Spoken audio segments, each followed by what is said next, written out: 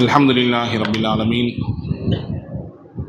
வனுஸல்லி வனுஸல்லிமு அலா ரசூலில் கரீம் வ அலா ஆலிஹி வ அஸ்ஹாபிஹி அஜ்மஈன்.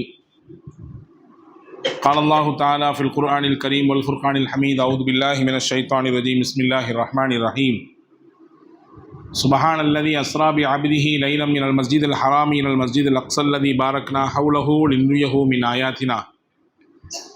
وقال نبينا محمد رسول الله صلى الله عليه وسلم من صلى سنتي عشرة ركعة في اليوم بنى الله له بيتا في الجنة.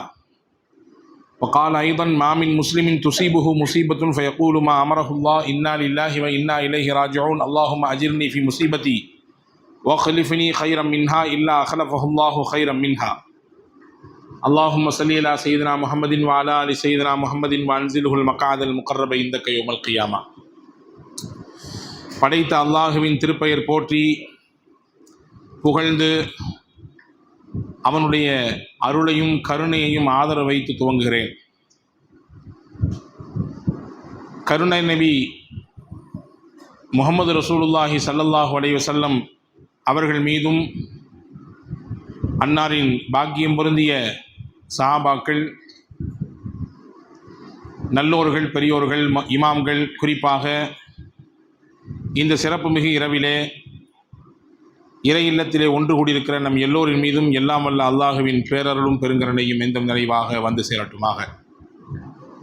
வல்ல அல்லாஹ் நம்முடைய பாவங்களை, தவறுகளை மன்னித்து அவனுக்கு பிடித்தமான நல்லடியார்கள் கூட்டத்திலே நம் எல்லோரையும் சேர்த்து அருள் புரிவானாக.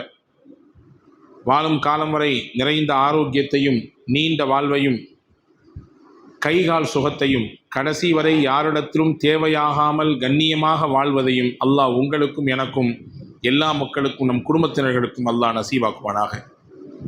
மருத்துவமனையின் அனைத்து விதமான துன்பதுயரங்கள், கஷ்டங்கள், நெருக்கடிகள், பொருளாதாரத்தில், குடும்பத்தில், நாம் செய்யக்கூடிய தொழிலில், வியாபாரத்தில் ஏற்படக்கூடிய இடைஞ்சல்கள் அனைத்தையும் விட்டு வல்ல அல்லாஹ் நம் எல்லோரையும் காத்து ரட்சிப்பானாக.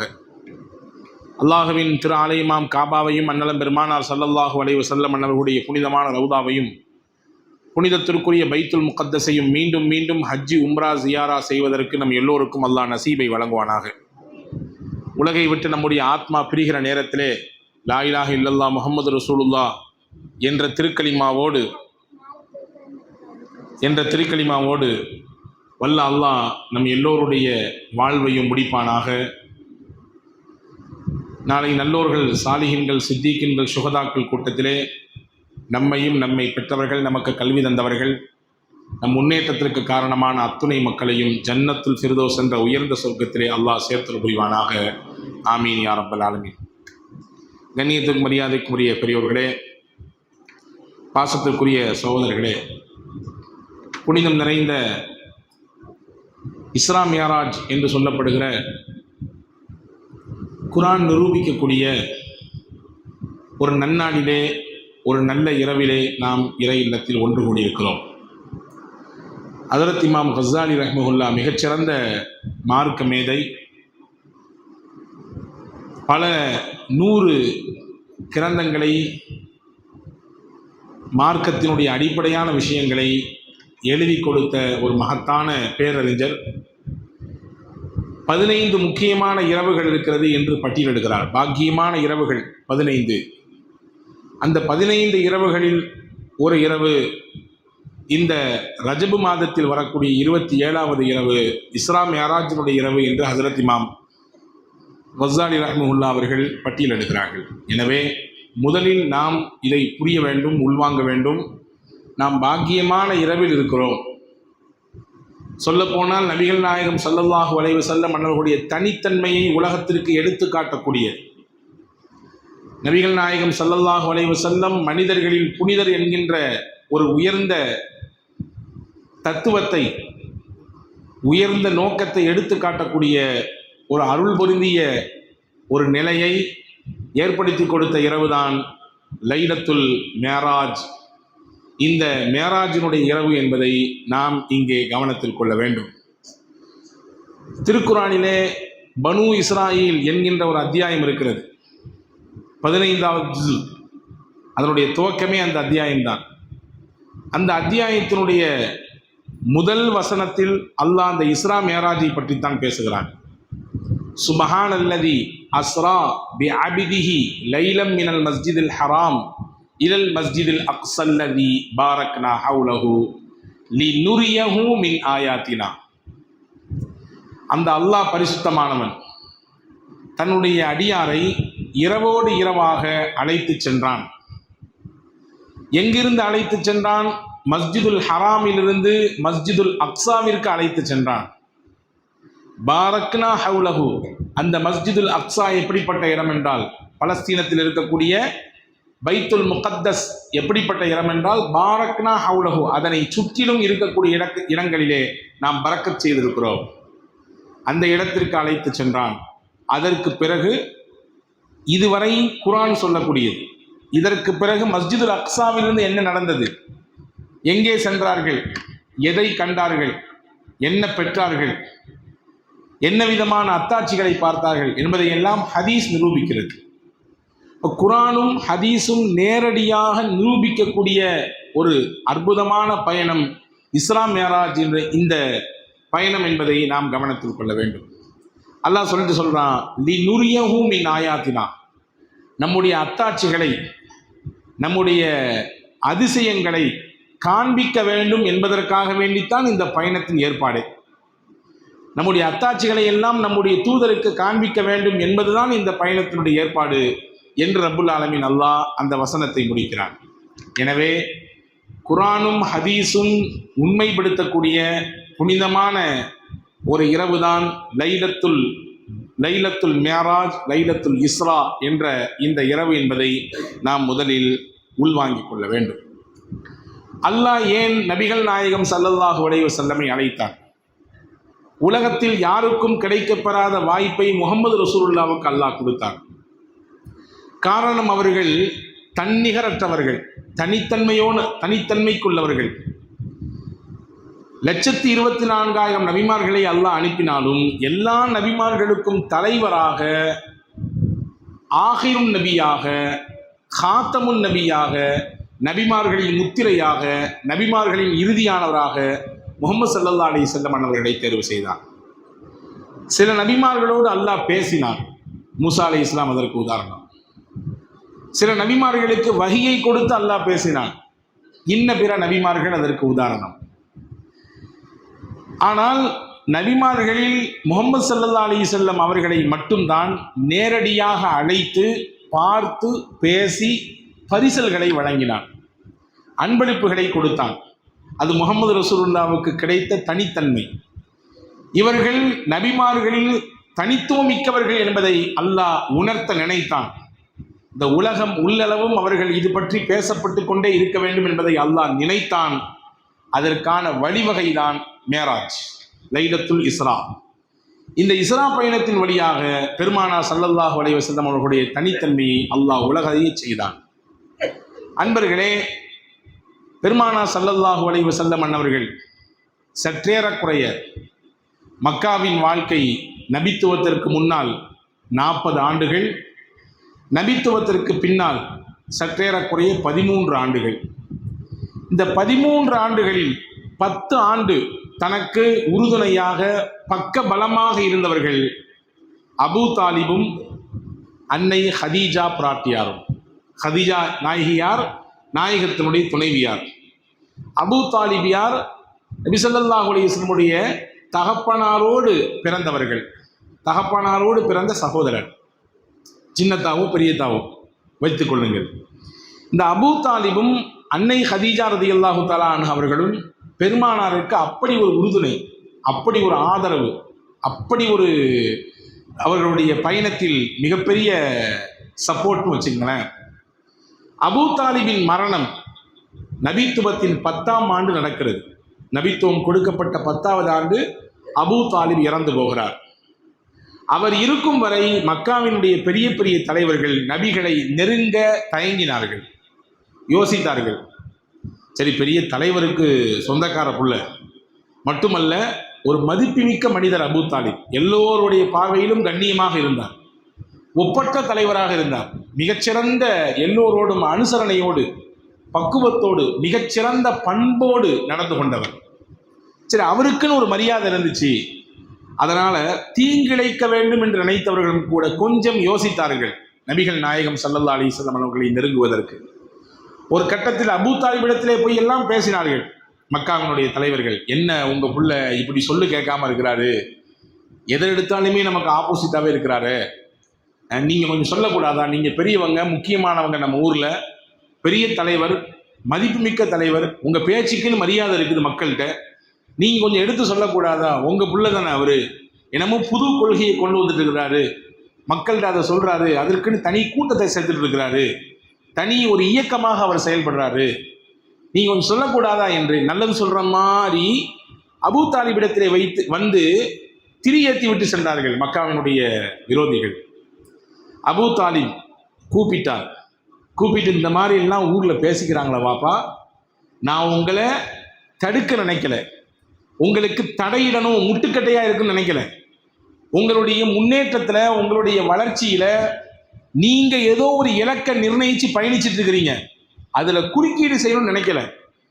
ஆனாலும் 4 பேர் இப்படி பேசிக்கிறாங்களே என்ன செய்யலாம் அப்படின்னு அபூ தாலிப் கேட்ட உடனே ரொம்ப தன்மையோடு முஹம்மது ரசூலுல்லாஹி ஸல்லல்லாஹு அலைஹி வஸல்லம் சொன்னார்கள், தந்தையே, இவங்கெல்லாம் பேசுறத பார்த்தா நீங்க கொஞ்சம் உங்களுடைய விஷயத்துல பின்வாங்கிக்கலாமா, அதை பரிசீலனை செய்யலாமா என்று என்கிட்ட கேட்குற மாதிரி தெரியுது. இவங்க பேச்சையெல்லாம் கேட்டுட்டு நீங்க ஒரு நடுநிலையா உட்கார்ந்து யோசிச்சு இவர் செய்யறது சரியா தவறா என்றெல்லாம் பார்க்காமல் அவங்க சொல்றாங்களே இவங்கள சொல்றாங்களேன்னு சொல்லி என்கிட்ட வந்து நீங்க ஒரு செய்தியை சொல்ல வர்றீங்க. இப்ப சொல்றேன் கேட்டுங்க, நீங்க இல்ல இந்த உலகத்திலேயே சேர்ந்து எல்லாரும் என் ஒரு கையில சூரியனையும் மறு கையில சந்திரனையும் கொடுத்து நீ இருக்கக்கூடிய இந்த சத்தியத்திலிருந்து கொஞ்சம் பின்னாடி வாயேன் என்று சொன்னாலும் ஒரு காலம் நான் மறவாட்டேன். நான் ஏற்றெடுத்திருக்கக்கூடிய இந்த கொள்கை அவ்வளவு உறுதியானது, அவ்வளவு நிலையானது, இதிலிருந்து பின்வாங்குதல் என்கின்ற எண்ணப்பாடே எனக்கு கிடையாது, அதற்கான ஒரு சின்ன சிந்தனை கூட தடுமாற்றம் எனக்கு இல்லை. நான் தெளிவாக இருக்கிறேன், நான் போற பாதை கரெக்டு, நான் போற எனக்கு வைத்திருக்கக்கூடிய இலக்கு கரெக்டு, அதை நோக்கி நான் பயணிச்சுட்டு இருக்கிறேன். அதுல எவ்வளவு பெரிய தடைகள் வந்தாலும் எதிர்கொள்வதற்கு, முகம் கொடுப்பதற்கு, அதை சந்திப்பதற்கு நான் தயாரா இருக்கிறேன். நான் கொஞ்சம் கோலையா பயந்தா தானே இதெல்லாம், அதெல்லாம் இல்லை என்று துணிச்சலாக சொன்ன நேரத்திலே அபூ தாலிப் சொன்னார், இவ்வளவு உறுதியான நிலைப்பாடு என்றால் உங்கள் விஷயத்தில் நீங்கள் உறுதியாகவே இருங்கள், எல்லாம் வல்ல இறைவன் உங்களுக்கு துணை இருக்கிறான், நானும் இருக்கிறேன் என்று சொன்னார். அப்போ அவ்வளவு பெரிய ஆறுதலாக இருந்தவர் அபூ தாலிப். கொஞ்சம் சவுண்ட் வைங்க, மோதினாரது இந்த சவுண்டை கொஞ்சம் சரி பண்ணுங்க. ஸல்லல்லாஹு அலைஹி வஸல்லம் அவர்கள் அவ்வளவு உறுதியான நிலைப்பாட்டோடு இருந்தார்கள். எனவே அதற்கு மிகப்பெரிய சப்போர்ட்டாக இருந்தவர்கள் அபூ தாலிப் நபித்துவத்தினுடைய 10ஆம் வருடம் இறந்து போகிறார். மிகப்பெரிய கவலை. அதிலிருந்து சரியா 6 மாசம் தன்னுடைய துணைவியார் ஹதீஜா ரலியல்லாஹு தஆலா அன்ஹா அவங்களுடைய மௌத். ரசூலுல்லாஹ்வுக்கு 25 வயசுல சேர்ந்தவங்க வாழ்க்கையில, நபிக்கு 25 வயசு, அந்த அம்மாவுக்கு 40 வயசு, இப்போ நபிக்கு 50 வயசு, கிட்டத்தட்ட 1/4 நூற்றாண்டு காலம் வாழ்க்கையை தனக்காக வேண்டி அர்ப்பணித்த பெண்மணி. இப்படி அப்படி பெண்ணெல்லாம் சொல்ல முடியாது ஹதீஜாம்மாவை. ஹதீஜாம்மாவின் நெகிழ்ச்சியான தியாகத்தை நாம் உள்வாங்க வேண்டும் என்றால் இன்னைக்கும் அதற்கான ஈரத்துடன் இருக்கக்கூடிய சான்று மக்காவில் இருக்கக்கூடிய ஜபல நூர், ஹிரா கோகை என்று சொல்றோமே, ஜபல நூர், குர்ஆன் இறங்கிய அந்த அற்புதமான மலை. அந்த மலையின் உச்சியில் நபிகள் நாயகம் ஸல்லல்லாஹு அலைஹி வஸல்லம் தனிமையில் இருக்கும் பொழுதுதான் அல்லாஹ் ஜல்ல ஷானஹு வ தஆலா இக்ரா பிஸ்மி ரப்பிக்கல்லதீ ஹலக் என்று துவங்கக்கூடிய அந்த அத்தியாயத்தினுடைய ஆரம்ப 5 வசனங்களை இறக்கினார். ஜபல நூர். இது இன்னைக்கு 2026 இல்லையா? இன்னைக்கு நீங்கள் போய் பார்த்தாலும் பிரமிப்போடு தான் அதை பார்க்க வேண்டும். இன்னைக்கு அதற்கு மேலே ஏற வேண்டும் என்றாலும் மிகப்பெரிய சிரமத்தை மேற்கொள்ள வேண்டும். வளர்ச்சி வந்துருச்சு, ரோப் கார் வந்துருச்சு, என்னென்னலாமோ இருக்குது இல்லையா? அதிவிரைவான வாகனங்கள் வந்து விட்டது. இன்னைக்கு போய் நீங்கள் ஜபல நூரை, ஹிரா குகையை பார்த்தாலும் இப்படிதான் அண்ணாந்து பார்க்க வேண்டும். அவ்வளவு உச்சியில் இருக்கக்கூடிய ஒரு மலை. இன்னைக்கு நாம் திடகாத்திரமான பிள்ளைகள் வாலிபர்கள் அதில் ஏற வேண்டும் என்றாலும் குறைந்தபட்சம் ஒரு 2 மணிலிருந்து 3 மணி நேரம் செலவிட வேண்டும். நான் எதுக்கு சொல்கிறேன்னா, ஹதீஜா அம்மா அவங்களுக்கு கிட்டத்தட்ட 60 வயசாக இருக்கும் பொழுது, அந்த 55-60 வயதினுடைய காலகட்டத்திலே அந்த மலைக்கு மேலே தன்னுடைய கணவனார் இருந்த அந்த தியானத்தில் தனித்திருந்த அவர்கள் அல்லாஹ்வை நினைவு கூறக்கூடிய இடத்திலே ஒதுங்கியிருந்ததினாலே அவர்களுக்கான உணவு, அவர்களுக்கான தேவைக்கான பொருட்கள் எல்லாத்தையும் எடுத்து தலையில் வச்சுக்கிட்டு, நம்ம ஊர் சைடெலாம் சொல்லுவாங்க செம்மாடு சுற்றுதல் அப்படின்னு சொல்லி, தலையில் ஒரு துணியை சுற்றி வச்சு அதுக்கு மேலே ஒரு பானையோ பாத்திரத்தையோ வச்சு அந்த பாத்திரத்தில் நபிகளுக்கு தேவையான பொருட்களை எல்லாம் வச்சு இங்கிருந்து போனாங்க மேலே. 1400 ஆண்டுகளுக்கு முன்னால் இந்த காட்சியை நீங்கள் யோசிக்க வேண்டும். போன வருஷத்தோட அல்லது 2014 ஒப்பிடக்கூடாது. ஒரு 14 நூற்றாண்டுக்கு முன்னால் அந்த மண் எப்படி இருந்திருக்கும், அங்கே இருந்த சூழல் எப்படி இருந்திருக்கும். இன்னைக்கே இவ்வளவு பெரிய பிரம்மாண்டமாக நமக்கு பெரிய கஷ்டமாக அதில் ஏறுவது காட்சி தரும் பொழுது, அந்த காலகட்டத்தில் ஹஜ்ரத் ஹதீஜா அம்மா ஏறினாங்கன்னா எவ்வளவு பெரிய தியாக செம்மலாக அவங்க எடுத்திருப்பாங்க. ஒரு கணவனுக்கான சிறந்த மனைவியாக வாழ்ந்தாங்க. அவங்களுடைய தியாகத்தை போற்றி பாராட்டும் விதமா அல்லாஹு தாலா ஜிப்ரீல் அலைஹிஸ்ஸலாம் அனுப்பி வச்சு ரசூலுல்லாஹ் சொன்னாங்கன்னா, ரசூலே நபியே, உங்கள் துணைவியார் ஹதீஜா வர்றாங்க, அவங்க தலையில செம்மாடு சுற்றி வச்சிருக்கிறாங்க, ஒரு பாத்திரம் வச்சிருக்காங்க, அதுல உங்களுக்கான உணவு, உங்களுக்கு தேவையான பொருட்கள்லாம் எடுத்துட்டு வர்றாங்க. நீங்க தனிமையில் இருக்கிறீங்களே, இறைவனை நெருங்கி கொண்டு இருக்கிறீங்களே, உங்களுக்கு தேவையானதை எல்லாம் எடுத்துக்கொண்டு அவ்வளவு சிரமத்தோடு அவ்வளவு வயது மூத்த பெண்மணி ஏறி வருகிறார்கள். அல்லாஹ் அந்த அம்மாவுடைய தியாகத்தை பொருந்திக்கிட்டான். அவங்க உங்கள்கிட்ட வந்தாங்கன்னு சொன்னா அல்லாஹ் அவங்களுக்கு சலாம் சொன்னா அப்படின்ற செய்தியை சொல்லுங்க. அல்லாஹ் என்ன செஞ்சா, ஹதீஜா அம்மாவுக்கு சலாம் சொன்னா அப்படின்ற செய்தியை சொல்லுங்க. அதோட முடிச்சுக்காதீங்க, நானும் சொன்னேன்றதை சொல்லிடுங்க. இந்த உலகத்திலேயே அல்லாஹ் சலாம் சொன்னான் என்கின்ற ஒரு சிறப்பு பெயரை பெற்ற பேறு பெற்ற பெண்மணி ஹதீஜா அம்மா மட்டும்தான். ஹதீஜா அம்மாவுக்கு யார் சலாம் சொல்லிவிட்டார்? அல்லாஹ் சலாம் சொல்லிவிட்டார்.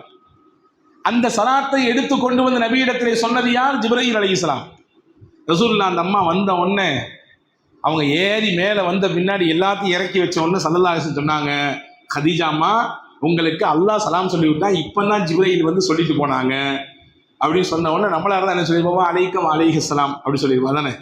நம்ம யாராவது நமக்கு நேருக்கு நேர் சலாம் சொன்னால் வலைக்கும் சலாம் சொல்லுவோம். யாராவது சலாம் சொல்லி விடுறாரு, வீட்டிலேருந்து சொல்லி விடுறாரு, அவங்க ஊர்லேருந்து சொல்லி விடுறாரு, உங்களை பார்த்தா அவர் சலாம் சொல்ல சொன்னார், நம்ம என்ன செய்யணும்? பதிலுக்கு வலைக்கும் சலாம்னு சொன்னவருக்கும் சொல்லணும், எதிர்த்தாப்புல இருக்கவருக்கும் சொல்லணும், யார் சொல்லிவிட்டாரோ அவருக்கும் பதில் சொல்லணும். எப்படி சொல்லணும்? வலைக்கும் சலாம், உங்களுக்கு இது சலாமுக்கு பதில். அவருக்கு எப்படி சலாம் சொல்றது? அலைஹிஸ்ஸலாம், அவருக்கும் அல்லாஹ்வின் சலாம் உண்டாகட்டும். ஒரு பெண் சொல்லிவிட்டு இருந்தால் அலைஹஸ்ஸலாம், அந்த பெண்மணிக்கும் அல்லாஹ்வுடைய சலாம் உண்டாகட்டும். இப்படிதான் பதில் சொல்றது. இப்போ அல்லாஹ் சலாம் சொல்லி விட்டான்னு சொன்ன உடனே ஹஜ்ரத் ஹதீஜா அம்மா ரொம்ப அறிவு கூர்மையான பெண்மணி, ஆற்றல் மிகுந்த பெண்மணி, கல்வியிலும் ஞானத்திலும் மிக உயர்ந்த பெண்மணி. அல்லாஹு சலாம், அவனே சலாம், வ மினல்லாஹி சலாம் வ இலைக்க யர்ஜிஉ சலாம், அல்லாஹ்விடத்திலிருந்து தான் சலாமே வருகிறது, பிறக்கிறது, அவனிடத்தில் தான் சலாமே சென்று சேர்க்கிறது. அல்லாவுக்கு பதில் சொல்லலை, அலைக்கும் சலாம் யா அல்லாஹ் அப்படின்னு சொல்லலை. சலாம் என்பது சாந்தி சமாதானம் என்பது எங்கிருந்து வருது? அல்லாஹ்விடம் தான் வருது. அவன் தான் சாந்தி சமாதானத்தை ஏற்படுத்தக்கூடியவன். சாந்தி சமாதானம் எல்லாம் எங்கே போய் மீளுகிறது, எங்கே போய் முடிகிறது? அல்லாஹ்விடத்தில் தான் முடிகிறது. அல்லாஹு சலாம் வ மினல்லாஹி சலாம் வ இலைக்க யர்ஜிஉ சலாம். இதுதான் ஹஜ்ரத் ஹதீஜா அம்மா அல்லாஹ் சொன்ன சலாத்துக்கு பதிலாக சொன்னது. வரலாற்றில் எழுதி வச்சிருக்காங்க. இப்படி பல கட்டங்களில் ஹதீஜா ரலியல்லாஹு தஆலா அன்ஹா அண்ணல் பெருமானார் ஸல்லல்லாஹு அலைஹி வஸல்லம் அண்ணவுக்கு உறுதுணையாக பக்கபலமாக இருந்தவர்கள். இதை நான் சொன்னது ஒன்று. இந்த மாதிரி 1000 காட்சிகள் அவர்களின் வாழ்க்கை முழுவதும் நிரம்பி கிடக்கிறது. ஒருபுறம் அபூ தாலிபினுடைய மரணம், மறுபுறம் ஹதீஜா அம்மா அதுலேருந்து சரியா 6 மாதம் இறந்துட்டாங்க.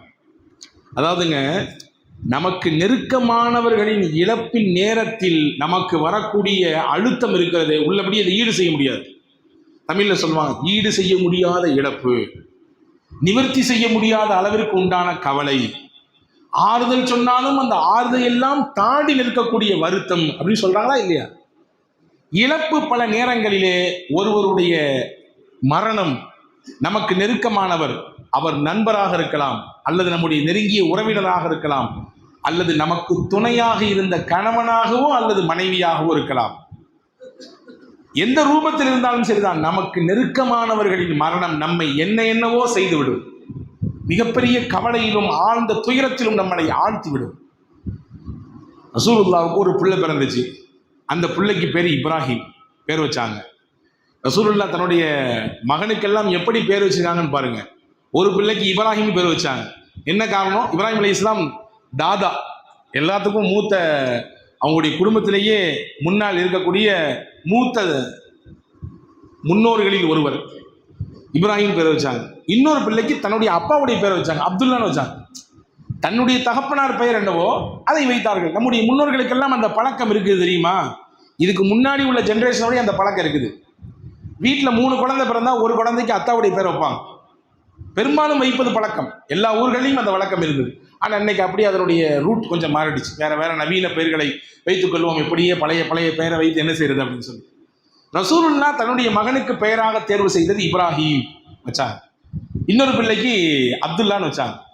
ஒரு பிள்ளைக்கு மட்டும்தான் பொது பெயர் வைத்தார்கள், காசிம். ஒரே ஒரு பையனுக்கு மட்டும்தான் காசிம்னு பேர் வச்சாங்க. அது பொது பெயர், குடும்பத்தில் யாருக்கும் இல்லாத பெயர். அந்த காசிம் பிறந்ததுக்கு பின்னதான் ரசூலுல்லாஹ்வுக்கு அபுல் காசிம்னு பேர் வந்துச்சு. அபுல் காசிம் ஸல்லல்லாஹு அலைஹி வஸல்லம் அப்படின்னு பேர் வந்துச்சு. இப்போ செய்தி சொல்றேன், இப்ராஹிம் பிறந்தார், ரொம்ப அன்பாக வளர்ந்தார். ரசூலுல்லாஹ்வுக்கு ரொம்ப பிடிக்கும் அவரை. சின்ன பிள்ளையிலிருந்து ரொம்ப நெருக்கத்தோடு ஹஸரத் ரசூலுல்லாஹி ஸல்லல்லாஹு அலைஹி வஸல்லம் வளர்த்து வந்தார்கள். ஒரு நாள் திடீரென்று அவருக்கு நோய் ஏற்பட்டு அந்த நோயிலே அவர் இறந்தும் போய்விட்டார். பிறந்த குழந்தை ரொம்ப நெருக்கமாக வைத்துக் கொண்டிருந்தவர், ரொம்ப அன்பையும் அரவணைப்பையும் பாசத்தையும் கொடுத்து வளர்த்தவர்கள் திடீரென்று இறந்து போய்விட்டார்கள். ஸல்லல்லாஹு ஹதீஸ்ல வருது, புகாரி ஷரீஃப்ல ஹதீஸ் வருது, புள்ள இறந்துட்டாங்கன்ற செய்தியை கேள்விப்பட்டு ஸல்லல்லாஹு அலைஹி வஸல்லம் போறாங்க. போய் தான் பிள்ளைய மடியில் தூக்கி வச்சுட்டு சொன்னாங்களாமா, இன்னல் ஐன தத்மஉ வல் கல்ப யஹ்ஸுனு வலா நகூலு இல்லா மா யர்தா ரப்புனா வ இன்னா பிஃபிராகிக யா இப்ராஹீம் லமஹ்ஸூனூன். உன் இழப்பு என்னால் தாங்கிக் கொள்ள முடியவில்லை இப்ராஹிம். கண்கள் என் கண்ணிலிருந்து கண்ணீரை சிந்தென்று சிந்துகிறது. என் கல்வெல்லாம் கனத்து போய்விட்டது. உள்ளத்தில் அப்படியே ஒரு விதமான அழுத்தம் என்னை போட்டு வாட்டி வதைக்கிறது. அந்த அழுத்தத்தின் வெளிப்பாடு கண்கள் கண்ணீரை தொடர்ச்சியாக சிந்திக்கொண்டே இருக்கிறது. ஆனாலும் அல்லாஹ் பிரியப்படாத எதையும் நான் சொல்ல மாட்டேன். இது அல்லாஹ்வுடைய நாட்டம். எனக்கு ஒரு ஆண் பிள்ளையை தர வேண்டும் என்பதும் அல்லாஹ்வின் நாட்டம். கொடுத்த பிள்ளையை மீண்டும் வாங்கி கொள்ள வேண்டும் என்பதும் அல்லாஹ்வுடைய நாட்டம். எனவே அல்லாஹ் விரும்பாத எதையும் நான் சொல்ல மாட்டேன். ஆனா ஒன்று, இன்னா பிஃபிராகிக யா இப்ராஹீம் லமஹ்ஸூனூன். உன்னுடைய பிரிவு இப்ராஹீமே எனக்கு பெரிய துயரத்தை கொடுத்து விட்டது. ரசூலுல்லாஹ் இப்படி சொன்னாங்க, ஹதீஸ்லே வருது, உன்னுடைய பிரிவு, உன்னுடைய இந்த இழப்பு எனக்கு மிகப்பெரிய சங்கடத்தையும் வேதனையையும் வருத்தத்தையும் தந்துவிட்டது என்று கண்கலங்கி பேசினார்கள். பக்கத்தில் இருந்த அப்துல் ரஹ்மான் நௌஃப் ரலியல்லாஹு சொன்னாங்களா, யா ரசூலல்லாஹ் நீங்களுமா இப்படி அழுவீங்க? நீங்களும் இப்படி அழுவீங்களா? மரணமும் வாழ்க்கையும் ஒரே தட்டில் வைத்து பார்க்கக்கூடியவர்களாச்சு நீங்கள். எங்களுக்கு சொல்லிக் கொடுத்தீங்களே, வாழ்வும் சரி மரணமும் சரி எல்லாம் இறைவன் தீர்மானிப்பது என்று நீங்கள் தானே எங்களுக்கு சொல்லிக் கொடுத்தீர்கள். இன்னைக்கு புள்ள இறந்துட்டாருன்னு சொல்லி அழுகுறீங்களே, நீங்களுமா அப்படின்னு கேட்டாங்க. ஸல்லல்லாஹு அலைஹி வஸல்லம் சொன்னாங்க, இன்னஹா லரஹ்மா. ஒருவரின் நெருக்கமான ஒருவரின் இழப்பின் நேரத்திலே கண்ணீர் சிந்துதல், கவலைப்படுதல், அது ரஹ்மத்து. நாங்கள் ரசூலுல்லாஹ், யாருடைய உள்ளத்துல ரஹ்மத் இருக்கோ அவருடைய கண்ணில் தான் கண்ணீர் வரும். இழப்பின் நேரத்திலே கல் நெஞ்சக்காரராக இருக்கிறது இல்லை, எதையும் தாங்கும் எதையும் சில பேர் சொல்லிக்குவாங்க. எதை கண்டாலும் ஆடுறது இல்லை, அசைகிறது இல்லை, கண்ணீர் சிந்துறது. அது பெரிய நம்ம கணக்கான ஒரு அடையாளமாக, மிகப்பெரிய அங்கீகாரமாக சில பேர் பார்ப்பது உண்டு. ரசூலுல்லாஹ் சொன்னாங்க, ஒருவரின் இழப்பு மரணம் அதனுடைய வெளிப்பாடு உள்ளம் கசிந்து கண்களில் கண்ணீர் வருகிறது என்றால் இன்னஹா லரஹ்மா, அது அல்லாஹ்வுடைய அருள். அல்லாஹ்வுடைய ரஹ்மத்துள்ளவர்களுக்கு மட்டுமே கண்ணீர் வரும் என்று பெருமானார் ஸல்லல்லாஹு அலைஹி வஸல்லம் சொல்லி காட்டியதாக வரலாற்றினை பார்க்கிறோம். ஆக நெருக்கமானவர்களின் மரணம் சில நேரங்களில் நம்மை நிலைகுலைய செய்துவிடும். என்ன செய்வதுனே தெரியாது. அடுத்து எங்கிட்டு போறது? நம்ம கூட ரைட் ஹேண்டா இருந்தவராச்சே, நம்ம சின்னதிலிருந்து வளர்ந்ததிலிருந்து அவர் வீடு வேற, நம்ம வீடு வேற, அவருடைய உறவு வேற, நம்முடைய உறவு வேற என்று இருந்தாலும் கூட நம்மோடே கூட பிறந்தவரை மாதிரி வந்தவராச்சே. வெளியூர் போனாலும், உள்ளூரில் இருந்தாலும், கடைக்கு போனாலும், பயணங்களுக்கு போனாலும் எப்பொழுதுமே கூட இருந்தவராச்சே என்ற அந்த இழப்பின் நேரம் நமக்கு நிலைகுலையாமையை ஏற்படுத்திவிடும். பெருமானாருக்கு அப்படித்தான் ஏற்படுத்தியது இந்த இருவரின் மரணமும். அபூ தாலிபின் மரணமும் அன்னை ஹதீஜா ரலியல்லாஹு தஆலா அன்ஹா அவர்களுடைய மரணமும் நபிகளுக்கு மிகப்பெரிய வருத்தத்தையும் மிகப்பெரிய சோகத்தையும் ஒரு விதமான இருக்க நிலையும் தந்துவிட்டது.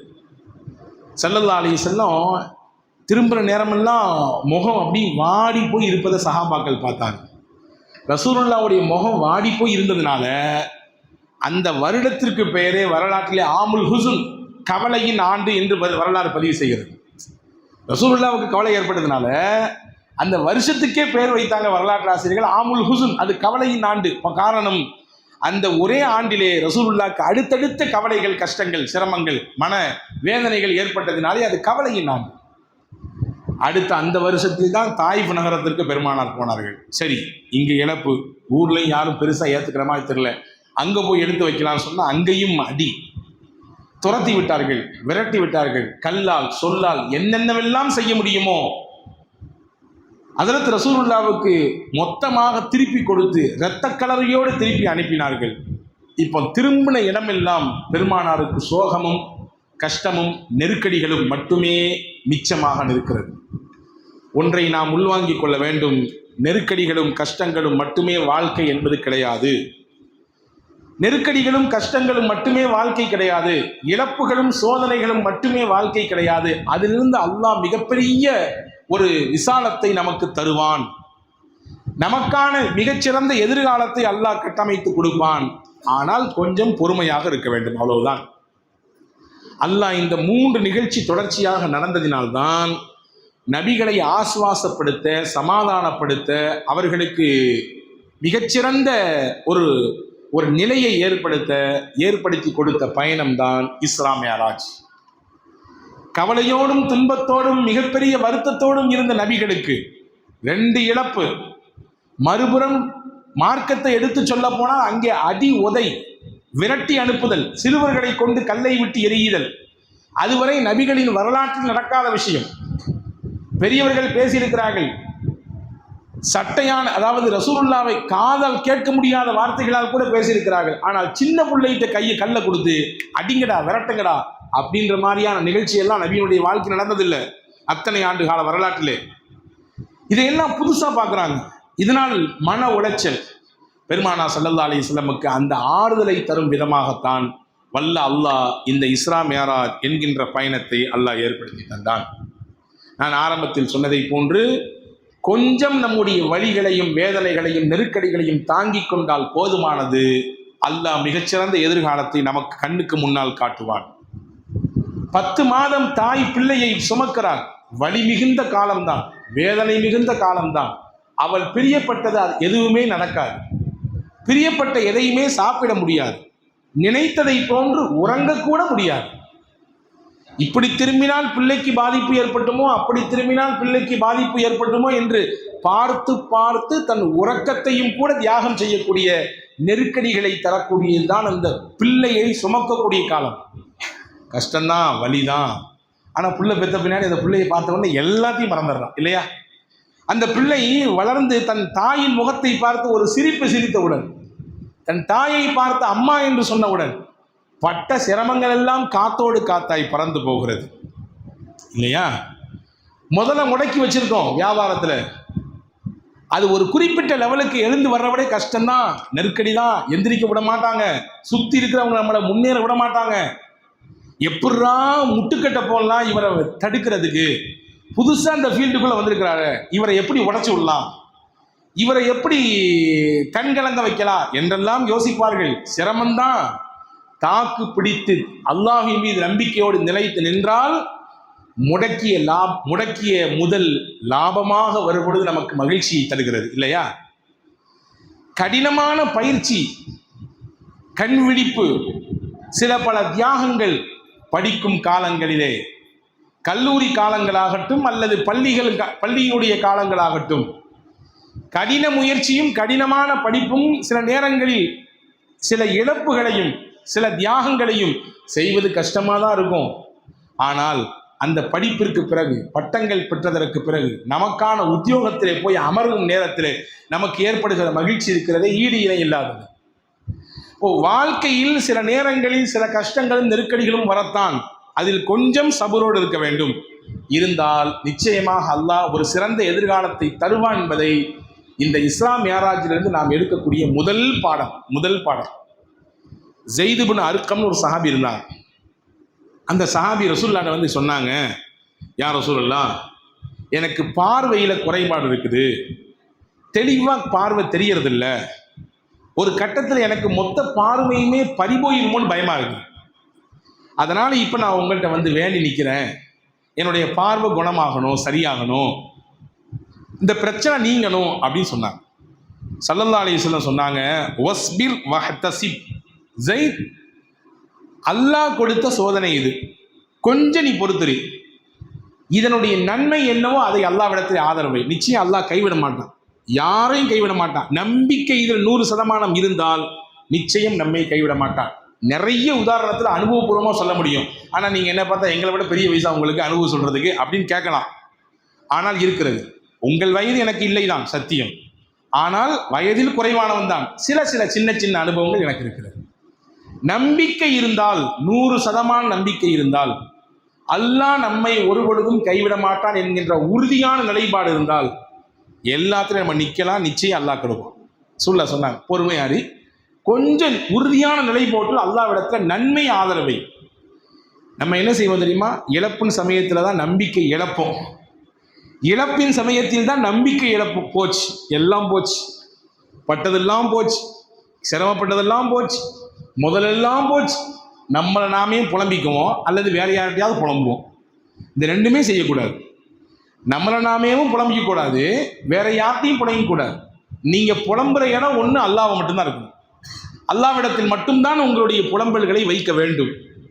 நபி சொல்கிறாங்க, பார்வை இல்லைன்னா என்னாச்சு? உலகமே இருட்டு. வந்து கேட்குறாரு, யார் ரசூலுல்லாஹ் என்ன செய்கிறது? வஸ்பிர் வஹ்தசிப், 2 வார்த்தை ரசூலுல்லாஹ் சுருக்கமாக சொன்னாங்க. கொஞ்சம் பொறுத்துறீங்க வாப்பா, அல்லாஹ் ஏதோ இதில் ஒரு நலவு வச்சிருப்பான். என்ன செய்தாலும் ஒரு மூமின் எப்படி பார்க்க வேண்டும்? தனக்கு ஏற்படக்கூடிய சோதனை களத்திலே அல்லாஹ் ஏதோ இதில் ஹைர் வச்சிருக்கான், அல்லாஹ் ஏதோ இதிலே ஒரு நலவு வைத்திருக்கிறான். அன்பர்களே, ரசூலுல்லாஹ் சொன்னார்கள், ஹஜ்ரத் சஹாபா ஸெய்த் இப்னு அர்கம் ரலியல்லாஹு அன்ஹு, நாயகமே நீங்கள் சொன்னால் அதை நான் கேட்பேன், நான் பொறுத்திருக்கிறேன், அல்லாஹ்வின் மீது நலவை ஆதரவு வைக்கிறேன் என்று சொன்னார்கள். வரலாற்றில் எழுதுகிறார்கள், ஒரு சில நாட்களில் அவருக்கு பறிபோக இருந்த பார்வை மீண்டும் அல்லாஹ் திருப்பி கொடுத்தான். அதற்கு பிறகு 40 ஆண்டுகள் அவர் வாழ்ந்தார். அவர் பார்வையில் பிரச்சனையே ஏற்படவில்லை. அல்லாஹ் மருத்துவத்திற்கு கொடுத்த பெரிய பயனா இதை சொல்ல முடியாது, அவருடைய நம்பிக்கைக்கு அல்லாஹ் கொடுத்த பவர். கொஞ்சம் பொறுத்துறீங்க, அல்லாஹ் நிச்சயமா நிலையை மாற்றுவான். உங்களுக்கு பரிபோக இருக்கக்கூடிய பார்வை அல்லாஹ் மீட்டு தருவான். நீங்கள் துவா செய்யுங்கள் என்று சொன்னார்களே, அதற்கு அல்லாஹ் கொடுத்த வெகுமதி இது என்பதை நாம் கவனிக்க வேண்டும். ஹதீஸ்ல ஒரு செய்தி வருகிறது, ஒருவருக்கு அல்லாஹ் பிள்ளையை கொடுத்தான். கொடுத்த அல்லாஹ் மறுபடியும் பிள்ளையை வாங்கி கொண்டான். சின்ன குழந்தை கொடுத்தான், குழந்தையவே அல்லாஹு தஆலா திருப்பி மறுபடியும் வாங்கிக்கிட்டான். என்ன சொன்னார் அவர் ஹதீஸ்ல? இதா மாத்த வலதுல் அப்த் قال الله لملائكته قبضتم ولد عبدي, என்னுடைய அடியாருக்கு நான் வழங்கிய பிள்ளையை நீங்கள் பறித்து கொண்டீர்களா அப்படின்னு மலக்குகளை பார்த்து கேட்பான். அல்லாஹ் தான் வாங்க சொல்லுவான், இருந்தாலும் கேட்பான். ஆமா யா அல்லாஹ், நீ கொடுத்த உன்னுடைய அடியாருக்கு நீ கொடுத்தரல்ல பிள்ளைய, அதை நாங்கள் ஒரு ரூஹ வாங்கிட்டோம். அவனுக்கு கல்புக்கு நெருக்கமாக இருந்த அந்த பிள்ளையவா நீங்க எடுத்துட்டீங்க? மலக்குகள் சொல்லுவாங்க, ஆமா யா அல்லாஹ், அவனுக்கு ரொம்ப பிடிச்ச பிள்ளைய நாங்கள் ரூஹ வாங்கிக்கிட்டோம். சரி, ஃபமாதா கால அப்தி, என்னுடைய அடியான் அந்த நேரத்தில் என்ன சொன்னான்? எத்தனையோ பேர் வரமாக தவித்து கிடக்கிறார்கள். ஒரு பிள்ளை கிடைக்காதா, நமக்கான சந்ததி ஒன்று வந்துடாதா, நம்மளை அத்தான்னு சொல்றதுக்கு, அப்பான்னு சொல்றதுக்கு, அம்மான்னு சொல்றதுக்கு, தாத்தான்னு சொல்றதுக்கு ஒரே ஒரு சந்ததி வந்துதான்னு சொல்லி ஏங்கி கிடக்கிறார்கள். அப்படி ஏங்கி தவமிருந்த ஒரு தம்பதிக்கு பிள்ளையை கொடுத்து கொஞ்ச நாட்களில் அல்லது கொஞ்ச வருடங்களில் மறுபடியும் அந்த பிள்ளையை வாங்கி கொண்ட நேரத்திலே அவன் என்ன சொன்னான், அந்த நெருக்கடியில் அவன் என்ன சொன்னான்? மலக்குகள் சொல்லுவாங்க, ஹமிதக்க வஸ்தர்ஜா, அல்லாஹ்வே உன்னை புகழ்ந்தான், அல்ஹம்துலில்லாஹ் என்றான். வேற வழி, அல்லாஹ் தான் கொடுத்தான், அவனே எடுத்துக்கிட்டான். இன்னா லில்லாஹி வ இன்னா இலைஹி ராஜிஊன் என்று சொன்னான். நீ கொடுத்ததை அவன் ஏற்றுக்கொண்டான், அதே போன்று நீ எடுத்ததையும் அவன் ஏற்றுக்கொண்டான். உன்னை குற்றம் சாட்டவில்லை, உனக்கு வேறு வேறு கற்பிலங்கள் அவன் கற்பிக்கவில்லை. நீ கொடுத்த கலாவை அவன் பொருந்தி கொண்டான். அப்படியா, என்னை புகழ்ந்தானா? அவன் இன்னா லில்லாஹ்வா சொன்னான்? ஆமா. உடனே அல்லாஹ் சொல்லுவானா, இப்னு லி அப்தி ஹாதா பைத்தன் ஃபில் ஜன்னா வ சம்மூஹு பைத்தல் ஹம். இந்த என்னுடைய அடியானுக்காக வேண்டி சொர்க்கத்தில் ஒரு வீட்டை கட்டுங்கள், அந்த வீட்டுக்கு பைத்துல் ஹம்துன்னு பேர் வைங்க நல்லா சொல்லுவான்.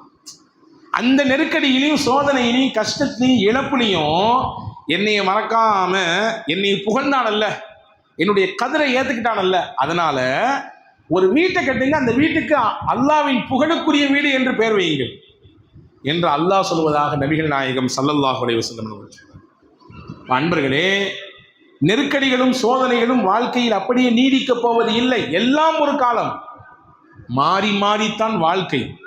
ஒரே நேர்கோட்டில் பயணித்தால் அந்த வாழ்க்கையின் ரசனை நமக்கு உள்வாங்க முடியாது. சிரமங்கள் வர வேண்டும், கஷ்டங்கள் வர வேண்டும், சோதனைகள் வர வேண்டும், தடுமாற்றம் வர வேண்டும், மேடு வர வேண்டும், பள்ளம் வர வேண்டும், முன்னேற்றம் வர வேண்டும், கீழே இறங்க வேண்டும், மறுபடியும் முன்னேற துடிக்க வேண்டும்.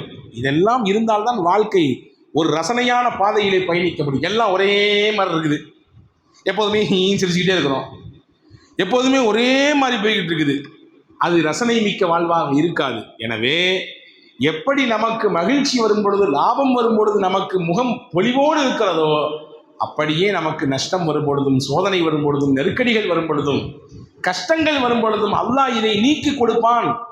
அவனிடத்தில் நான் ஆதரவு வைக்கப் போகிறேன், ஒரு காலமும் அல்லாஹ் என்னை கைவிட மாட்டான் என்கின்ற சிந்தனையோடு வாழ வேண்டும் என்பதை தான் இஸ்ரா மிஅராஜ் என்கின்ற இந்த இரவி நமக்கு கற்றுத்தருகிற மிகப்பெரிய பாடம். அல்லாஹ் அழைத்தான், தன்னுடைய அத்தாட்சிகளை எல்லாம் அல்லாஹ் நபிகள் நாயகம் ஸல்லல்லாஹு அலைஹி வஸல்லம் அன்னவர்களுக்கு காண்பித்து கொடுத்தான். பெருமானார் ஸல்லல்லாஹு அலைஹி வஸல்லம் மஸ்ஜிதுல் ஹரமிலிருந்து மஸ்ஜிதுல் அக்ஸாவிற்கு சென்றார்கள். எல்லா நபிமார்களுக்கும் இங்கே தொழுகை நடத்தினார்கள். அதற்கு பிறகு ஜிப்ரீல் மூலமாக அங்கிருந்து கிளம்பி சிதறத்துல் முன்தஹா என்கின்ற இடத்திற்கு சென்றார்கள். அதற்கு பிறகு ஜிப்ரீலையும் விட்டுவிட்டு, இதுக்கு மேல் நான் வர முடியாது, நீங்கள் மட்டுமே பயணிக்க முடியும், உங்களுக்கு மட்டுமே ஆன அனுமதி இது, உங்களை தாண்டி வேறு யாரும் வர முடியாது, இதிலிருந்து ஒரு ஸ்டெப்பு நான் முன் வச்சாலும் நான் கருகி போய் விடுவேன் என்று ஜிப்ரீல் அலைஹிஸ்ஸலாம் சொல்ல, அங்கிருந்து வல்ல அல்லாஹ்வை சந்திக்க ஹஜ்ரத் முஹம்மது ஸல்லல்லாஹு அலைஹி வஸல்லம் சென்றார்கள். அங்கேதான் அல்லாஹ்வை கண்டார்கள், அல்லாஹ்வின் அத்தாட்சிகளை பார்த்தார்கள். அல்லாஹ் அவன் தயார் செய்து வைத்திருக்கக்கூடிய சொர்க்கத்தை, நல்லோர்களுக்கான சொர்க்கத்தை, தீயோர்களுக்கான நரகத்தை, சொர்க்கத்தின் படித்தரங்களை, நரகத்தின் படுபாதாளத்தை மொத்தத்தையும் கண்டார்கள். எல்லாம் கண்டு திரும்பி வருகிற பொழுது வல்ல அல்லாஹினுடைய அன்பளிப்பான தொழுகையை நமக்கு பெற்று வந்து கொடுத்தார்கள். அன்பர்களே, இது எல்லாம் நடந்தது ஒத்த ராத்திரியில், ஒரே இரவில் நடந்தது. விஞ்ஞானத்தை அசந்து போக வைக்கக்கூடிய ஒரு காட்சியை அல்லாஹ் நபிகள் நாயகம் ஸல்லல்லாஹு அலைஹி வஸல்லம் அவர்களுக்கு காண்பித்து கொடுத்தான். இது நிரூபணமான செய்தி. உம்மஹானி ரலியல்லாஹுடைய வீட்டில் தான் தங்கியிருந்தாங்க ரசூலுல்லாஹ். அங்கிருந்தான் கிளம்பி போனாங்க. போயிட்டு மொத்தத்தையும் முடிச்சுட்டு மறுபடியும் வரும் பொழுது ஹதீஸ் ஷரீஃபில் வருகிறது, அவர்களின் வீட்டினுடைய டால்பால், அந்த கொண்டு இருக்கிற அது அந்த கதவு திறக்கும் பொழுது ஒரு சின்ன ஒரு ஷேக் ஆகிருக்கும்ல, அந்த ஷேக் ஆகி முடிக்கிறதுக்குள்ள ரசூலுல்லாஹ் வந்துட்டாங்க. கிளம்பி போய் மொத்தத்தையும் கண்டுவிட்டு, வகான காப கௌசைனி அவ் அதுனா, அல்லாஹ் சொல்லுகிறான், பெருமானார் ஸல்லல்லாஹு அலைஹி வஸல்லம் அல்லாஹ்வும் எந்த அளவுக்கு நெருங்கி இருந்தார்கள் என்றால், ஒரு வில்லினுடைய 2 முனையும் எவ்வளவு நெருக்கமாக இருக்குமோ அந்த அளவுக்கு நெருங்கி இருந்தார்கள். எல்லா அல்லாஹ்வின் அத்தாட்சிகளையும் பெருமானார் ஸல்லல்லாஹு அலைஹி வஸல்லம் கண்டார்கள். கண்டுவிட்டு சொர்க்கத்தை பெற்றுவிட்டு நபிமார்கள் பலரை சந்தித்துவிட்டு அங்கிருந்து நபிகள் நாயகம் ஸல்லல்லாஹு அலைஹி வஸல்லம் வந்தார்கள் என்பதாக குர்ஆனும் ஹதீஸும் நமக்கு நிரூபிக்கிறது. அன்பர்களே, கறந்த பாலை மறுபடியும் மடுவுக்குள்ளே திருப்பி அனுப்ப முடியுமா? வாய்ப்பு இருக்கா? சாத்தியம் இருக்கா? சாத்தியம் கிடையாது. ஒரு மீனை அதற்கான பாடமெல்லாம் செய்து மண்ணில் புதைத்து ஒரு சில நாட்களுக்கு பின்னால் அது கருவாடாக மாறுகிறது. கருவாடாக மாறிய அந்த பொருளை மறுபடியும் மீனா மாற்ற முடியுமா? மாற்ற முடியாது, முடியாதல்ல. பாலை மறுபடியும் மடுவுக்குள்ளே செலுத்தவும் முடியாது. கருவாடாக மாறிய ஒன்றை மீனாக மறுபடியும் மாற்றவும் முடியாது. அதே மாதிரிதான் நாம் கடந்து விட்ட காலத்தில் மீண்டும் உள்ளே நுழைவது என்பது சாத்தியம் இல்லாது. சாத்தியம் இருக்கா? நான் நினைக்கிறேன், இப்போ நான் 14 வயசுல என்னென்ன பண்ணணும் அந்த மாதிரியான அந்த காலத்துக்கு போகணும்னு ஆசைப்படுறேன். ஆசைப்படலாம், அவ்வளோதான். ஆசைப்பட்டுக்கலாம். அந்த நினைவுகளை எல்லாம் நம்ம பசுமையாக நினச்சி பார்த்துக்கலாம். நம்ம சின்ன பிள்ளையா இருக்கும்போது அந்த இடத்த போய் பார்க்கும்போது இங்கே என்னென்ன மாதிரியான சேட்டெல்லாம் நம்ம பண்ணியிருக்கோம், இங்கே எப்படிலாம் நம்ம விளையாண்டுருக்கோம் என்றெல்லாம் நினைவுக்கு வரும், அவ்வளோதான். மறுபடியும் அதே வயசுக்குள்ளே போகணும்னு நினைக்கிறது முடியுமா? முடியாது. அதே காலத்துக்குள்ளே போகணும்னு ஆசைப்படுற முடியுமா? 30 வருஷத்துக்கு முன்னாடி இந்த இடம் எப்படி இருந்துச்சு, அது மாதிரி இருந்தால் நல்லா இருக்குமே, இயற்கையாக இருக்குமே, அப்படிலாம் நினைக்க தோணுது. மறுபடியும் அந்த இடத்துக்கு அந்த அதே வருஷத்துக்குள்ளே வர முடியுமா? முடியாது. கடந்த கால வாழ்க்கைக்குள்ளே மீண்டும் நுழைவது என்பது சாத்தியமற்றது, சாத்தியமற்றது. ஆனால் அல்லாஹ் இந்த மிஅராஜின் வழியாக முஹம்மது ஸல்லல்லாஹு அலைஹி வஸல்லமுக்கு முக்காலத்தின் இணைப்பையும் அல்லாஹ் தந்தான். கடந்த காலத்துக்குள்ளேயும் ரசூலுல்லாஹ்வை கூட்டிட்டு போனான், நிகழ்காலத்தையும் அல்லாஹ் காண்பித்தான், எதிர்காலம் என்னவாகும், ஃபியூச்சர் எப்படி இருக்கும் அப்படிங்கிறதையும் அல்லாஹ் காமித்தான். பெருமானா ஸல்லல்லாஹு அலைஹி வஸல்லமுக்கு முக்காலம் சந்திக்கக்கூடிய ஒரு சந்திப்பாக வல்ல அல்லாஹ் இந்த மிஅராஜின் பயணத்தின் வழியாக அல்லாஹ் அமைத்து கொடுத்தான். சொர்க்கத்தை காண்பித்தான், அதில் இருக்கக்கூடிய சுகங்களை காண்பித்தான். நாளைக்கு யார் யாரெல்லாம் இங்கே வரப்போகிறார்கள், அவர்களுடைய தன்மைகள் எல்லாம் என்னென்ன, அவர்கள் இந்த இடத்திற்கு வந்தால் எந்த மாதிரியான சுகங்களை அனுபவிப்பார்கள், மொத்தத்தையும் அல்லாஹ் அங்கே காண்பித்து கொடுத்தான். எதிர்காலம் அதே போன்று கடந்த காலத்தின் காட்சிகளை எல்லாம் காண்பித்தான்.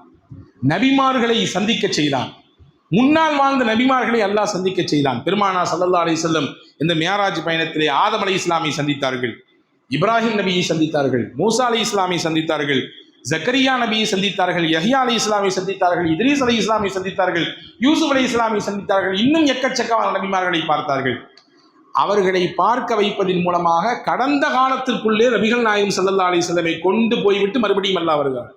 நிகழ்காலத்தில் அந்த மிஅராஜ் என்கின்ற அந்த அற்புதமான அந்த காட்சியை கொடுத்து, அந்த பயணத்தை கொடுத்து அல்லாஹ் 3 காலத்தையும் சங்கமிக்க வைக்கக்கூடிய அதி அற்புதமான விஷயத்தை இந்த இஸ்லாம் மிஅராஜின் வழியாக நபிகள் நாயகம் ஸல்லல்லாஹு அலைஹி வஸல்லம் அவர்களுக்கு அல்லாஹ் அமைத்து கொடுத்தான். அன்பர்களே, மிஅராஜை குறித்து வருடா வருடம் நாம் கேட்கத்தான் செய்கிறோம் சில விஷயங்களை. ஆனால் நாம் என்ன எடுத்துக்கொண்டு போகிறோம்? 5 நிமிடத்தில் முடிக்கிறேன். மிகச்சரியாக 9:40 என்றால் 9:40 முடித்து விடுவேன். என்ன எடுத்துக்கொண்டு போகிறோம்? அல்லாஹ் வஹியின் மூலமாகத்தான் மொத்த கடமையும் கொடுத்தான். சௌம், நோன்பு எப்படி கடமையானது? வஹி. அல்லாஹ் குர்ஆன்ல வசனத்தை இறக்குனா வஹியை கொடுத்தான், நீங்க நோன்பு வைக்கணும், இனிமே நீங்கள் நோன்பு இருப்பது கடமை என்று அல்லாஹ் சொன்னால் சூரத்துல் பக்ராவில் இடம்பெறுகிறது. அதே மாதிரி ஜக்காத்து வஹியின் மூலமாகத்தான் அல்லாஹ் கடமையாக்கினான். ஹஜ்ஜி வஹியின் மூலமாகத்தான் அல்லாஹ் கடமையாக்கினான். ஆனா இஸ்லாத்தினுடைய முக்கியமான கடமைகளில் ஒன்றாக இருக்கக்கூடிய தொழுகையை நேரில் கூப்பிட்டு அல்லாஹ் கொடுத்தான். நல்லா கவனிங்க, மற்ற கடமைகளை எல்லாம் ஜிப்ரஈலினுடைய வாசித்தான், ஜிப்ரஈலினுடைய அந்த உதவியால், உதவின்னு சொல்லக்கூடாது, அல்லாஹ்வுக்கு உதவி செய்ய வேண்டிய ஆள் இல்லை, ஜிப்ரஈல் வழியாக முஹம்மது ஸல்லல்லாஹு அலைஹி வஸல்லமுக்கு வஹியின் மூலமாக சேர்ப்பித்த அல்லாஹ் தொழுகையை மட்டும் நேரடியாக கூப்பிட்டு அல்லாஹ் கொடுக்கிறான். அப்படி என்றால் தொழுகையின் முக்கியத்துவம் இந்த உம்மத் புரிந்து கொள்ள வேண்டும் என்று நாம் இதிலிருந்து விளங்கிக் கொள்ள வேண்டும். வஹியின் மூலமாகத்தான் திருக்குர்ஆனினுடைய எல்லா வசனங்களையும் அல்லாஹ் இறக்கினான், எல்லா வசனங்களையும் இறக்கினான். இது முக்கிய செய்தி. இந்த மிஅராஜிலிருந்து நீங்கள் பாடமாக வீட்டுக்கு எடுத்து செல்ல வேண்டிய செய்தியாக நான் இதை தருகிறேன். எல்லா வசனங்களுமே ஜிப்ரீல் வருவார், ஓதி காண்பிப்பார், அதை நபிகள் நாயகம் ஸல்லல்லாஹு அலைஹி வஸல்லம் உள்வாங்கிக் கொள்வார்கள். பிறகு சஹாபாக்களுக்கு அதை கற்றுக் கொடுப்பாங்க. இப்படித்தான் திருக்குர்ஆன்ல எல்லா அத்தியாயங்களுமே இறங்கியிருக்குது. சில அத்தியாயங்களில் சில வசனங்களாக இறங்கியிருக்குது, சில அத்தியாயங்கள் மொத்தமாக இறங்கியிருக்கு. சூரத்துல் அன்ஆம் போன்ற அத்தியாயம் எல்லாம் மொத்தமாக ஒரே அடிக்கு இறங்குச்சு, ஒரே அடியில் மொத்த வசனங்களும் எல்லாம் இறங்கினான். சில வசனங்கள் தேவைக்கேற்ப இறங்குச்சு. ஆனால் குர்ஆன்லேயே அல்லாஹ் நேரடியாக கிஃப்ட் அப்படி எடுத்து கொடுத்தது. நல்லா புரிஞ்சுக்கங்க, இதுதான் உங்களுக்கு நான் கொடுக்கக்கூடிய இந்த மிஅராஜுடைய கிஃப்ட். இதை எடுத்துக்கலாமா? இன்ஷா அல்லாஹ் இன்ஷா அல்லாஹ் உறக்க சொல்லுங்களேன். அல்லாஹ் இதை அமல் செய்வதற்கு தௌஃபீக் தருவானாக. பெருமானா ஸல்லல்லாஹு அலைஹி வஸல்லமுக்கு அல்லாஹ் நேரடியாக கொடுத்த 2 வசனம். அதான் சூரா பக்ராவினுடைய கடைசி 2 வசனம். ஆமனர் ரசூலு பிமா உன்சில இலைஹி மிர் ரப்பிஹி வல் முஃமினூன் குல்லுன் ஆமன பில்லாஹி வ மலாயிகத்திஹி வ குதுபிஹி வ ருசுலிஹி லா நுஃபர்ரிகு பைன அஹதின் மிர் ருசுலிஹி காலூ ரப்பனா சமிஅனா என்று அந்த துவங்கக்கூடிய அந்த வசனம் அப்படி அதில் அந்த அத்தியாயம் முடியும் வரை அந்த 2 வசனங்களுமே வல்ல அல்லாஹ் நேரடியாக நபிகள் நாயகம் ஸல்லல்லாஹு அலைஹி வஸல்லம் கொடுத்தார். இந்த மாதிரி வசனம் குர்ஆன்லையும் வேற இல்லை, தௌராத்திலையும் இல்லை, இஞ்சிலையும் இல்லை, ஜபூர்லையும் இல்லை, வேற எந்த வேதத்திலும் இல்லை இந்த சிறப்புமிகு வசனங்கள் என்று நபிகள் நாயகம் ஸல்லல்லாஹு அலைஹி வஸல்லம் அன்னவர்களால் நமக்கு சிறப்பித்து கூறப்பட்ட வசனங்கள் இது. சொர்க்கத்தின் பொற்புதையல் என்று பெருமானா ஸல்லல்லாஹு அலைஹி வஸல்லம் அந்த வசனத்தை சொன்னாங்க. சொர்க்கத்தினுடைய புதையல்களில் ஒன்று இந்த 2 வசனங்களும். யார் இரவில் இதை ஓதிக்கொள்வாரோ அதுவே அவர்களுக்கு போதுமானது. அந்த இரவில் அவர்களுக்கு அதுவே போதுமானது என்று அல்லாஹ் சொன்னான். 2வதாச்சா. 3வது, அல்லாஹ் இந்த மேராஜில் தான் பெருமானாருக்கு ஒரு சிறப்பு செய்தியை சொன்னான். ஒட்டுமொத்த உலகத்திற்குமான செய்தியாக சொன்னான். உங்களுக்கும் எனக்கும் சேர்த்துத்தான் அல்லாஹ் சொன்னான். யார் ஷிர்க் இல்லாமல் என்னை சந்திப்பாரோ நிச்சயம் அவருக்கு சொர்க்கம் உண்டு, நிச்சயம் அவர்களுக்கு நான் சொர்க்கத்தை தருவேன். ஆனால் அவர் உள்ளத்திலே ஷிர்க் இருக்கக்கூடாது, இணை வைப்பு இருக்கக்கூடாது. இணை வைப்பில்லாமல் என்னை சந்தித்தால் நிச்சயமாக அவர்களுக்கு நான் சொர்க்கத்தை தருவேன் என்று நபிகள் நாயகம் ஸல்லல்லாஹு அலைஹி வஸல்லம் அன்னவர்களுக்கு அல்லாஹ் சொல்லிக் கொடுத்தான். இதுவும் இந்த மேராஜில் நபிகள் நாயகம் ஸல்லல்லாஹு அலைஹி வஸல்லம் அன்னவர்களுக்கு அல்லாஹ் கொடுத்தது. நேரடியாக இணை வைப்பு என்றால் இறைவனுக்கு நிகராக ஒருவரை மாற்றுவது. இது சிறுக்குல் அஸ்கர், இது ஒரு விதமான ஷிர்க். இன்னொரு ஷிர்க் இருக்குது, அல்லாஹ்விற்கு செய்ய வேண்டிய கடமைகளை அடுத்தவர்களுக்காக செய்வது. அல்லாஹ்விற்கு செய்ய வேண்டிய கடமைகளை எண்ணத்தை மாற்றிக்கொண்டு வேறு நபர்களுக்காக வேண்டி மாற்றி விடுவது. இதுவும் ஒரு வகை ஷிர்க் தான், இணை வைப்பு தான் என்று நபிகள் நாயகம் ஸல்லல்லாஹு அலைஹி வஸல்லம் கற்றுத்தந்திருக்கிறார்கள் என்பதை நாம் இங்கே கவனத்தில் கொள்ள வேண்டும். எனவே அன்பர்களே, இந்த மேராஜின் வழியாக நாம் பெற்றுக்கொள்ளக்கூடிய பாடம், நபிகள் நாயகம் நமக்கு சொல்கிறார்கள், உங்களுக்கு இந்த மேராஜில் கிடைத்த அன்பளிப்பின் வழியாக நீங்களும் மேராஜுக்கு போகலாம். தொழுகையின் வழியாக நீங்களும் அல்லாஹ்வை சந்திக்கலாம். நான் எப்படி உரையாடினேன், எப்படி என்னுடைய அல்லாஹ்விடத்திலே பேசினேன், எப்படி அவனை நான் பார்த்தேன், அதே போன்று ஒவ்வொரு நாளும் உங்களாலும் முடியும். நீங்களும் தொழுகையை சரிவர பின்பற்றினால், நீங்களும் தொழுகையை சரிவர பேணினால் உங்களுக்கும் அந்த தொழுகை தான் மேராஜாக இருக்கும் என்று நபிகள் நாயகம் ஸல்லல்லாஹு அலைஹி வஸல்லம் அவர்கள் இறுதியாக நமக்கு இதை கற்றுத்தருகிறார்கள். ஆக இந்த மேராஜிற்கு நாம் வந்தோம், ஏதோ பள்ளியிலே ஒன்று கூடினோம், சில விஷயங்களை கேட்டோம், சென்றோம் என்று இல்லாமல் இதனுடைய படிப்பனைகளை பாடங்களை பெற்றுக்கொண்டு வருகிற வாழ்க்கையில் நாட்களில் அதை நாம் கொஞ்சம் மீளாய்வு செய்து மறுபடியும் நாம் மனதில் ஓட்டி பார்த்து நம்முடைய யதார்த்த வாழ்க்கையில் அதை நாம் பின்பற்ற துவங்குவோமேயானால் நிச்சயமாக இந்த மேராஜ் என்பது நமக்கு பயனுள்ள இரவாக கழியும். எல்லாம் வல்ல அல்லாஹ் அப்படிப்பட்ட சிறந்த சிந்தனை மிக்க நல்ல மக்கள் கூட்டத்திலே உங்களையும் என்னையும் எல்லா மக்களையும் சேர்த்தல் புரிவானாக. நபிகள் நாயகம் ஸல்லல்லாஹு அலைஹி வஸல்லம் அவர்களுக்கு இந்த இரவிலே என்னென்ன பாக்கியங்களையும் பரக்கத்துகளையும் வல்ல அல்லாஹ் வழங்கினானோ அந்த பாக்கியங்களையும் பரக்கத்துகளையும் நமக்கும் அல்லாஹ் வழங்குவானாக. நபிகளை உள்ளபடியே உண்மையாக நேசிக்கக்கூடிய நன்மக்கள் கூட்டத்திலே உங்களையும் என்னையும் அல்லாஹ் சேர்ப்பானாக. நம் சந்ததிகளையும் நம்முடைய குடும்பங்களையும் சேர்ப்பானாக. நமக்கு இருக்கக்கூடிய எல்லா சிரமங்களையும் நீக்கி கவலைகளை போக்கி அல்லாஹ் அவனே அவனுடைய நாமத்தையே அவனுடைய பெயர்களையே நம்முடைய மனதிற்கு சாந்தத்தையும் அமைதியும் தரக்கூடியதாக அல்லாஹ் மாற்றி தருவானாக. எல்லா நிலையிலும் அவன் மீது அசைக்க முடியாத நம்பிக்கை வைக்கக்கூடிய நன்மக்கள் கூட்டத்தில் அல்லாஹ் நம்மை சேர்ப்பானாக. திடீரென்று ஏற்படக்கூடிய எல்லா முசீபத்துகளை விட்டு, சிரமங்களை விட்டு, கஷ்டங்களை விட்டு, நோய் நொடிகளை விட்டு, மருத்துவ பெருஞ்செலவுகளை விட்டு உங்களையும் என்னையும் நம்முடைய எல்லா குடும்பத்தினர்களையும் அல்லாஹ் காத்து ரட்சிப்பானாக. ஆமீன் ஆமீன் யா ரப்பல் ஆலமீன். வாஹிரு தஅவானா அல்ஹம்துலில்லாஹி ரப்பில் ஆலமீன். அஸ்ஸலாமு அலைக்கும் வரஹ்மத்துல்லாஹி வபரகாத்துஹு. பக்கத்தில் நடிகை வந்து துவா செஞ்சு முடிச்சிடலாம்.